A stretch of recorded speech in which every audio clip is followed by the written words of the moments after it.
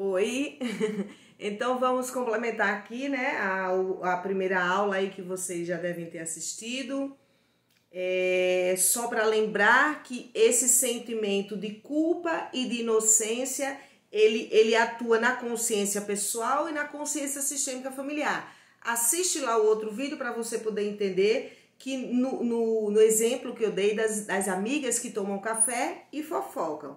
Então, se você quer fofocar, você já leva a sua fofoquinha e você vai ter o sentimento da consciência pessoal com o sentimento de inocente. Ah, tô aqui, ó, quero pertencer a esse grupo e fofoca. Então, a consciência pessoal traz o sentimento, quando você quer participar do grupo, do sentimento de inocência.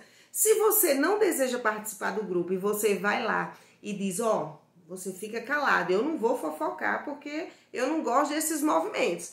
Aí você sai, você tem um sentimento na consciência pessoal de culpa, porque você não quer participar, você não se sentiu parte desse grupo, né? O próprio grupo vai fazer uma pressão para que você saia, por quê? Porque você não condiz com as regras do grupo, que é fofocar. Esse exemplo, gente, também vai valer para o teu sistema familiar. Se você é de um sistema onde todo mundo está estudando para ser médico e você vai ser consteladora familiar, todo mundo vai olhar para você, né? Sua mãe e seu pai têm 5 filhos, 4 médicos e você se tornou consteladora familiar. Então, o grupo familiar, consciência sistêmica familiar, automaticamente olha com uma pressão. Porque é esse grupo familiar que detém a força da pressão para dizer como a gente tem que ser. Por que isso acontece? Porque é uma consciência arcaica, né? Então, quando esse grupo olha que você é diferente, automaticamente, se o grupo for um grupo que não vai querer uma consteladora familiar, um educador físico, um psicólogo, um advogado, só vai querer médicos, tudo depende da visão quântica e filosófica do grupo familiar do qual você pertence. Então, se esse grupo diz, a gente não quer uma consteladora familiar, esse grupo vai te excluir. Você pode fazer o movimento de dizer, eu vou lá e vou dizer a eles que eu sou consteladora. Aí você vai, não, é que eu sou consteladora. Aí o grupo vai dizer, opa, aqui só entra médicos. Então, quando você sai com sentimento de culpa, eu não vou querer ficar nesse grupo, só aceita que é médico, eles ficam me excluindo de todo jeito e tal. Então, ali você tem um sentimento de culpa.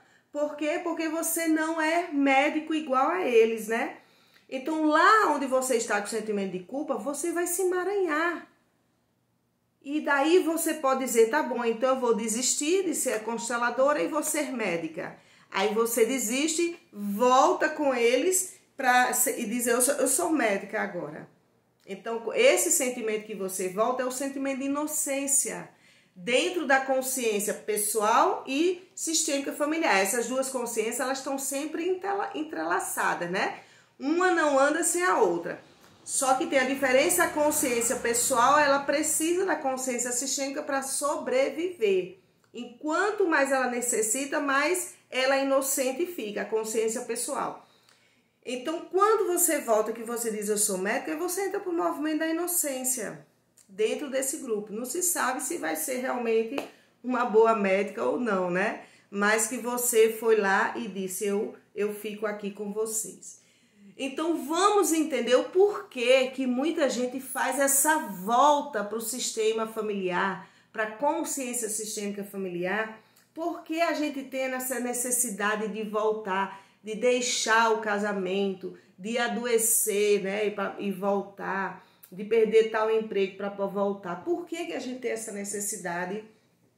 É o próximo tema aqui que o Bertin nos traz, sobre o quê? Sobre as 3 leis do amor, que são as leis dos relacionamentos. Então, os relacionamentos humanos, eles necessitam e atuam, né? Eles têm a necessidade de atuação com as 3 leis do amor, que é a lei do dar, do pertencer, lei do dar e receber e a lei da hierarquia. E agora vai vir toda a a salada mística aqui que eu vou falar para vocês. Porque uma vez vocês tomaram posse das 3 consciências e do sentimento de inocência e de culpa, vocês também vão ter que aprender as três leis do amor para poder misturar tudo isso e dizer, então como é que eu devo atuar em determinada relação para poder eu me tornar tanto mais autônoma, mas ao mesmo tempo pertencer àquele grupo, né? Então, quando a gente faz esse caminho de volta para o nosso sistema emaranhada, sem a gente saber direito o porquê, é por conta das leis do amor em geral, daquilo que a gente sente a grande necessidade, né? Então, a primeira lei do amor, que é a lei do pertencer, gente, é a lei da grande necessidade humana. Todo ser humano tem uma necessidade intrínseca na alma de dizer, né? Eu pertenço a esse grupo. E esse pertencer também vai entrelaçar todo e qualquer outro grupo que você pertencer ou queira pertencer. Seja o grupo de amiguinhas lá do café, seja o grupo da família do seu marido, ou da família da sua esposa, seja qualquer outro grupo. Se você tiver a vontade e a necessidade de pertencer, você vai entrar para todo esse movimento que a gente está debatendo aqui. Então, a lei do amor do pertencer diz que todos nós temos o direito de pertencer ao grupo familiar do qual a gente nasceu ou foi criado. Então, essa necessidade de pertencer ao grupo é a necessidade que mistura a consciência pessoal juntamente com a consciência sistêmica familiar e diz, esse grupo aqui é o meu grupo, né? Então, essa necessidade de pertencer nos dá o direito de dizer, né? Aqui ninguém pode mexer comigo, porque eu sou desse sistema. É por isso que, ao mesmo tempo que a lei do amor, que a lei dentro dos relacionamentos diz, ela não pode ser excluída, ela debate, a primeira lei debate com o que, gente? Com a consciência sistêmica familiar, que é arcaica, pesada, dura e diz, se for diferente, a gente exclui. Se tornar médico, assistente social que a gente não quer, a gente exclui. Se tornar homossexual, a gente exclui. Se vier de uma cor mais escura, a gente exclui.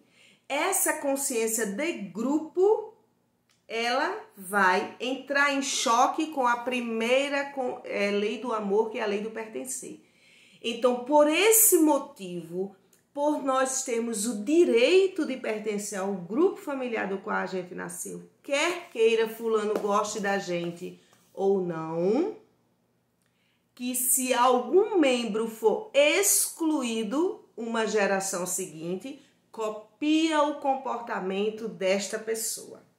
Então, tanto a consciência como a lei do amor, elas vão se unir dentro do movimento maior da consciência cósmica e dizer, pela consciência sistêmica familiar, você excluiu aquele que nasceu negro. E ele tem o direito de pertencer. Então, se ele é excluído, vem uma geração seguinte e diz, opa, eu só gosto de homem negro, ou então eu só gosto de mulher negra. Ou então a pessoa que vai trabalhar pelas causas negras, né? Então, assim, tudo vai depender da alma, do movimento da alma de cada ser que vai nascendo, que vai dizer como você vai tentar incluir. Então, ou você vai dizer, eu só gosto de homem negro, mulher negra, ou você vai dizer, eu vou trabalhar por essa causa, ou você vai trabalhar ter um salão de beleza só para negros. Depende do dom, depende do movimento da alma de cada ser, né? Que vai entrar para poder honrar e incluir todo esse movimento que foi excluído pela consciência sistêmica familiar. Então, a lei do pertencer é clara. Ele pertence. Ele é do grupo. Ninguém tira. Então, por ser uma lei, tem que cumprir. Se não cumprir, vem a punição. A punição que é membros seguintes se emaranharem. E daí é quando a gente vê que, de fato, as leis do amor, juntamente com as consciências, elas reverberam através da memória sistêmica familiar, que traz o leque de lembranças sem você saber ou não, sem você ter vivido lá na geração passada ou não, mas que traz toda a lembrança e diz, você paga, se você diz não, vai para outro membro. Se o outro diz, até chegar em um membro e dizer, deixa comigo, eu pago. Entenderam? Então essa é a lei do pertencer. Dentro da lei do dar e receber, o que é que a lei do dar e receber diz? A lei do amor dentro dos relacionamentos humanos, que os pais dão a vida e os filhos recebem. Essa é a força. Os pais são os grandes, gente, ó, vieram primeiro na vida. Os filhos são os pequenos. Né? Quando a gente diz que os pais são os grandes, é porque eles são os maiores em termos de tempo. A constelação trabalha com tempo de vida. Eles chegaram primeiro na vida. Então eles sabem por que eles se colocam assim, assim, assim, assim. De alguma forma que seus pais se coloquem, eles sabem por que eles estão naquela postura, naquele comportamento. Porque eles aprenderam algo aqui para trás e eles se fixaram nisso. É o melhor para eles. É o que eles conseguem. Aliás, pode até nem ser tão melhor, né? Mas é o que eles conseguem. Então, por eles serem os maiores, nós somos os pequenos e estamos chegando agora. Qual seria o fluxo natural da vida, né? Os pais são os grandes, os filhos os pequenos. Os filhos vêm até aqui, ó. Saiu daqui, da barriguinha, né? Vem até aqui. E diz, mamãe e papai, obrigado pela vida. E vai para a vida, casar e ter filhos, ó. Ainda com a diferença de tamanho. Quando é que os filhos são grandes? Quando eles também têm filhos. Aí os filhos dele, ó, ficam assim. Entenderam? Então, a lei do dar e receber é a lei de passar a vida adiante. Enquanto mais vida a gente passa adiante, mais a gente honra o pai e a mãe da gente. Esse seria um fluxo mágico e natural, seria o fluxo do sucesso, inclusive, né? Porque se eu passo o que eu recebi do meu pai e da minha mãe, que é a vida, adiante, com a vida, dando a vida a um filho ou a filha, eu já dei para meus pais a recompensa. Aí você pode dizer, mas Elisângela, e se eu não quiser ter filhos? Não tem problema. Passe o amor para frente. Passe o amor nas relações. Né? Tem algum projeto que tem a ver com amor. Dentro do seu trabalho você pode levar o amor. Então esse é o fluxo natural, porque a vida ela é dada gratuitamente e automaticamente a gente também tem que passar gratuitamente. Então esse seria o fluxo natural da lei do dar e receber. Só que onde é que está o emaranhamento, gente? Os pais dão a vida e os filhos recebem. Nem todos os pais se colocam na postura de ser os grandes, né? Ou, né, os filhos às vezes vêm com a força de dizer, vocês me deram a vida? Porque aí também vai ter uma questão psíquica nossa, né? Que a gente diz, bom, eu recebi a vida do meu pai e da minha mãe. Automaticamente, quando a gente recebe a vida, gente, a gente entra para o sentimento. Daqui a pouco eu vou falar um pouco mais à frente sobre esse quadro aqui para vocês, mas eu estou dando uma pincelada aqui. A gente vai receber o quê? A gente vai receber, quando a gente recebe a vida, a gente recebe o sentimento de dívida, certo? De dívida. Então, quando eu recebo a vida, que eu, na minha alma, tenho um sentimento de dívida, é o mesmo processo da sua vizinha bater aqui na porta e dizer, ah, Elisângela, eu trouxe aqui, eu vi que você trabalha muito online, eu trouxe aqui um bolinho para você na hora do intervalo, aí você comer. Eu, ai, muito obrigada, né? Aí recebo o bolo, eu como, o bolo tava uma delícia, depois eu faço uma cocadinha e mando para ela.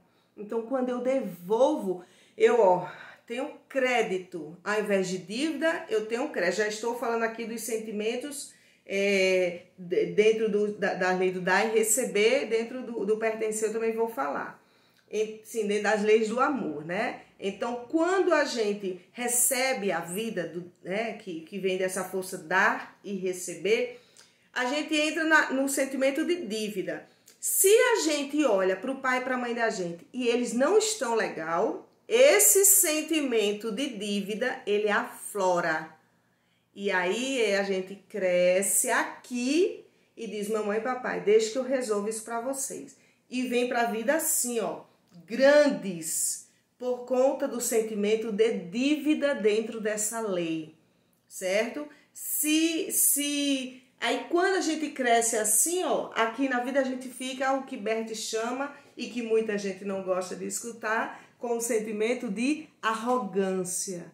Mas é uma arrogância que protegeu você, porque você precisou ser maior do que seus pais. Então a arrogância protege, e a gente vê muita gente, né, que não sabe lidar com hierarquia, que chega já mandando, impondo. Então tudo isso, em geral, são movimentos de arrogância que adquiriu nessa relação da lei do dar e receber, junto com os sentimentos. Então, ó, se eu pego algo da minha mãe, vamos supor, eu vejo a minha mãe, o meu pai traindo a minha mãe, né? Então eu venho aqui e digo: mamãe, não se preocupe.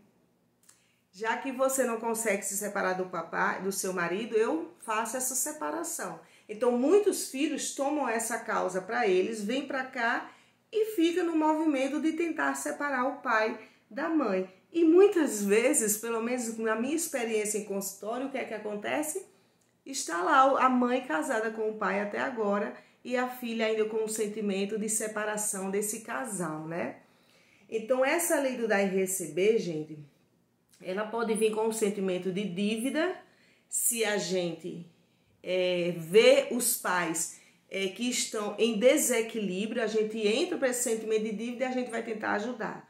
Ou se os pais estão bem hierarquicamente, bem colocados dessa força de seus pais, os grandes, aí eu sinto como crédito e eu posso ir mais na vida levando isso, esse crédito, essa liberdade, né? Essa liberdade. Por isso que a família de Gilberto Gil teve o sentimento de liberdade, porque quando os filhos olharam para Gilberto Gil, disseram: ah, eu não preciso pagar nada, você me deu a vida de forma amorosa e me deixa livre. Então eles vão livres, por isso que eles conseguem um sucesso. Se por um acaso o adulto ele tá ali desajustado, o filho entra com o sentimento de dívida e diz: eu pago pelo que você me deu. O que foi? A dívida. Então, voltando um pouquinho, eu já tinha falado, mas só para deixar claro aqui, os sentimentos com as leis. Na primeira lei do amor, a lei do pertencer, se alguém, né, a gente se sente culpado quando a gente exclui, né? Se eu excluo aquela pessoa, eu vou me sentir culpada. Então, se o campo sistêmico familiar exclui alguém, vai vir um movimento de culpa e automaticamente alguém lá na frente vai tentar incluir essa pessoa. Quando a gente inclui, então é por isso que, vamos supor, aquele exemplo que eu dei, nasceu uma pessoa negra na família e o sistema ficou com raiva dessa cor e excluiu essa pessoa. Aí vem um outro descendente e diz: eu vou trabalhar pelas causas dos negros. Então, o que é que essa pessoa que vai trabalhar com as causas dos negros fez? Ela incluiu, ela se sentiu no sentimento de inocência. Isso pode ser uma coisa legal, se ela tem uma força na alma e ela diz: eu incluo, e isso vai ser bom. Agora, se a gente entrar para um movimento maior de dor, a gente pode, vamos supor, coisas mais abruptas, mais violentas, né? Exemplos mais drásticos, né, que acontecem no sistema, como por exemplo uma morte. Aí os sentimentos de exclusão, inclusão, dívida e crédito, do pertencer e do dar e receber, pode vir de forma mais complexas ainda, né? Então, se alguém, só vou dar um exemplo para vocês, eu tenho um paciente que o avô dele tinha assassinado uma mulher, o pai dele morreu no acidente e ele já tinha sofrido 3 acidentes e veio fazer uma constelação para tentar entender por que tantas tentativas de morte no caso da vida dele, e o pai dele que tinha morrido assassinado, né? E daí, quando eu abri essa constelação, ele estava justamente nesse movimento dessa lei aí do dar e receber. Então, o que é que esse avô deu? Ele deu uma dívida para a vida, né? Porque ele tirou a vida de alguém. Automaticamente, ele deixou uma dívida para o sistema. Ele tirou uma dívida, ele não é que tenha mais peso assim. Ah, matou uma pessoa e excluiu o negro. Esses 2 exemplos não são iguais, Elisângela? Ele vai reverberar de forma menos né? A pessoa que exclui o negro vai ter, sim, consequências. Mas uma pessoa que mata, ela vai reverberar muito mais agressiva. É isso que eu quero falar, muito mais agressiva nesse campo sistêmico familiar. Então, quando a pessoa ela mata alguém, ela deixa uma dívida imensa para a vida. E daí o que é que vai acontecer? Alguém vai ter que pagar a vida dessa mulher que esse avô matou. Alguém vai ter que pagar. E aí, ó, o filho desse avô já tinha morrido, foi assaltado e pum, né? É uma outra lei que eu depois, mais pra frente, a gente vai falar, que é a lei do dar e receber ruim, né? Para eu não adentrar muito, só para eu ir simplificando. Então, quando esse neto vem e diz, eu não sei por que eu sofro tanto acidente, ele estava tentando pagar essa dívida. Aí se alguém me perguntar, mas Elisângela, e o pai dele não já pagou? Já. Só que alguém precisa reconhecer que pagou em detrimento ao que o avô matou. É o sentimento que a gente precisa colocar numa ordem, né? Numa honra. Então, quando eu trouxe a constelação dele, que eu disse, diga aqui, pai, eu sinto muito, mas o Senhor já pagou por tudo isso que aconteceu ao nosso sistema. Eu não preciso mais pagar sofrendo tantos acidentes, né? Já foi pago. Aí eu trouxe também essa mulher que foi assassinada para ela poder se sentir o quê? Incluída, né? Incluída dentro desse sistema. E a partir daí, agora é um sistema só, né? Quando a pessoa mata o outro, aí se torna um sistema só. Mas esses são assuntos lá pra frente, gente. É que eu falo muito, senão aqui vai atropelando as coisas. Mas deixa eu ir seguindo aqui a ordem que eu organizei aqui para vocês poderem ver como vai ser um estudo muito legal, muito top sobre tudo isso, sobre as leis do amor, as consciências e muito mais que Bert Helling vai colocando aqui dentro desse livro, A Simetria Oculta do Amor. Então, pra gente ir finalizando aqui essa aula, eu vou trazer para vocês a terceira lei do amor, que é a lei da hierarquia. Dentro da lei da hierarquia, deixa eu ver aqui onde foi que eu coloquei, né? E existe uma ordem hierárquica, né? De quem chega primeiro na vida tem mais experiência do que quem chega depois, certo? Então, a lei da hierarquia é a lei daquele que é maior, fica consigo o que é dele. E os menores estão livres para todo esse processo. A gente já conversou muito sobre isso aqui, acho que no outro vídeo também, né? E nesse também. Sente-se culpado, mas quando o benefício sente-se inocente. Deixa eu ver aqui onde foi que eu coloquei a lei da hierarquia.